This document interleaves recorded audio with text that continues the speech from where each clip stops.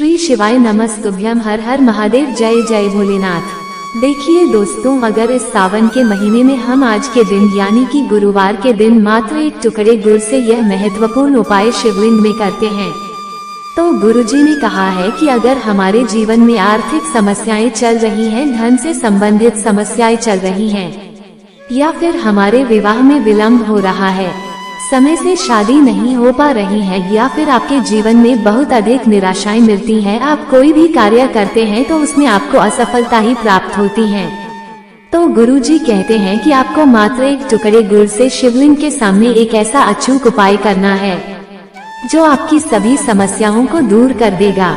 देखिए दोस्तों, पूज्य गुरु जी की कथा को सुनकर के और समझकर के ही आपको समझाने का पूरा प्रयास करूंगा। लेकिन दोस्तों, वीडियो में आगे बढ़ने से पहले वीडियो को लाइक करें और यदि आप भगवान शिव के अनन्य भक्त हैं तो हमारे चैनल को सब्सक्राइब जरूर करें। गुरुजी ने कहा है कि सावन के इस विशेष महीने में यदि हम शिवलिंग पर कुछ विशेष सामग्री और समर्पित करते हैं तो हमारे जीवन की समस्त मनोकामनाएं परिपूर्ण होने लगती है। सावन का विशेष महीना हमारे महादेव को प्रसन्न करने के लिए बहुत ही आसान होता है और इस महीने अगर हम शिवलिंग में यह विशेष सामग्री इस विशेष तरीके से समर्पित कर देते हैं तो हमारी धन से संबंधित सारी समस्याएं समाप्त हो जाती हैं और हमारी सारी ही सफलता में बदलना प्रारंभ हो जाती है।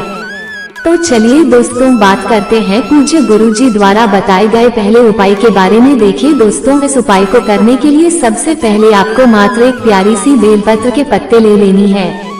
बेलपत्र के पत्ते को लेते समय एक विशेष बात का ध्यान रखें कि बेलपत्र के पत्ते कहीं से भी कटी फटी या फिर खंडित नहीं होनी चाहिए।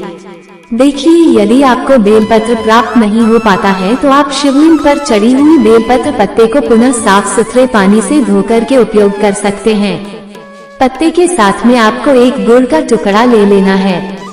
गुड़ का जो टुकड़ा आप लेंगे उसे आपको थोड़ा सा पीस लेना है या फिर आपको इसका थोड़ा सा चूरा कर लेना है। देखिए, चूरा करके आपको इसमें थोड़ा सा जल मिला देना है और इसे लेप के रूप में आपको तैयार कर लेना है। फिर इसी के साथ आपको थोड़ा सा घी ले लेना है कि आपको मात्र 1 से 2 बूंद ही लेना है।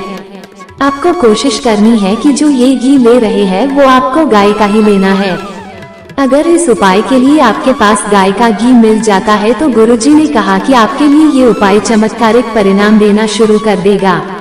अगर आपको गाय का घी नहीं प्राप्त हो पाता है तो आप किसी भी अन्य शुद्ध घी का प्रयोग कर सकते हैं। फिर इसी के साथ आपको 1 लोटा जल ले लेना है। जल आपको तांबे के पात्र के अंदर लेना है। जल आपको अपने घर से ही लेना है। अब ये सभी सामग्री लेकर के पहुंच जाना है आपको भगवान शिव के मंदिर में। दोस्तों, पूज्य गुरुजी ने बताया है कि यह उपाय विशेषकर आपको गुरुवार के दिन ही करना है, तो ये जो उपाय आप आज भी कर सकते हैं और आने वाले किसी भी गुरुवार के दिन भी कर सकते हैं।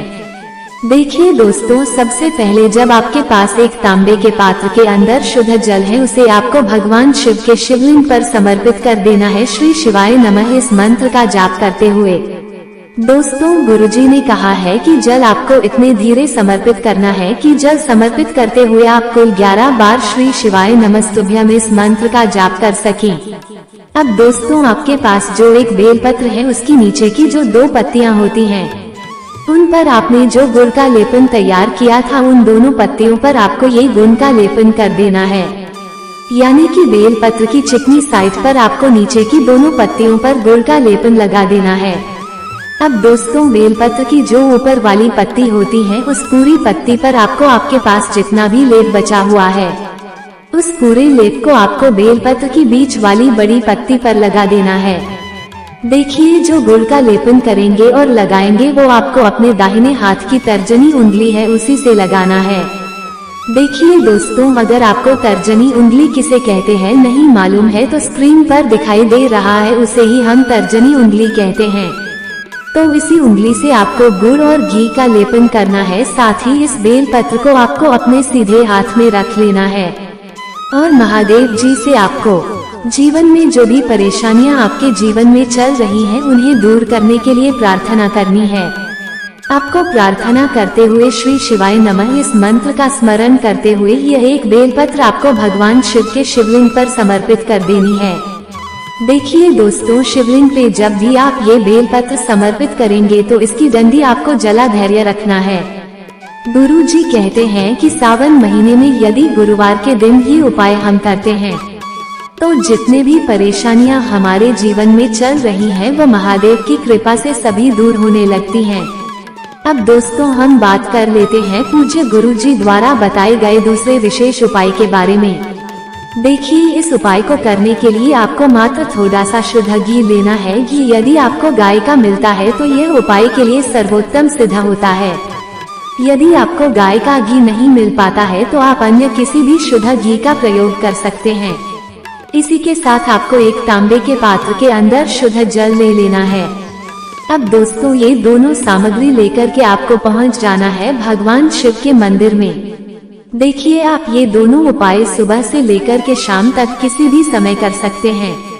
बस आपको ध्यान रखना है कि ये दोनों ही उपाय आपको गुरुवार के दिन ही करना है, क्योंकि गुरुवार का दिन भगवान विष्णु को समर्पित होता है और भगवान विष्णु को पीले रंग की वस्तुएं बहुत अधिक प्रिय होती है। और जब हम गुरुवार के दिन शिवलिंग पर समर्पित करते हैं तो इससे हमारे महादेव जी प्रसन्न होते हैं और साथ ही साथ हमें भगवान विष्णु की भी कृपा प्राप्त होती है।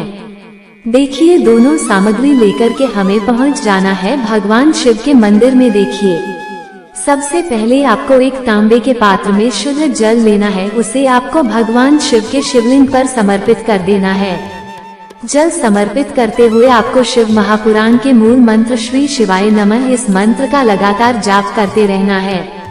देखिए, जल समर्पित करने के बाद आपके पास जो घी है, यानी कि जो आपके पास घी का आधा चम्मच या फिर उससे भी कम घी है, जितना भी घी आप लेकर के गए हैं उसे आपको अपनी तर्जनी उंगली में लगाना है। आपके अंगूठे से जो चौथी उंगली होती है उसे तर्जनी उंगली कहते हैं। तो इससे में आपको थोड़ा सा घी ले लेना है और इस तर्जनी उंगली से आपको माता अशोक सुंदरी वाले स्थान पर घी का लेपन कर देना है।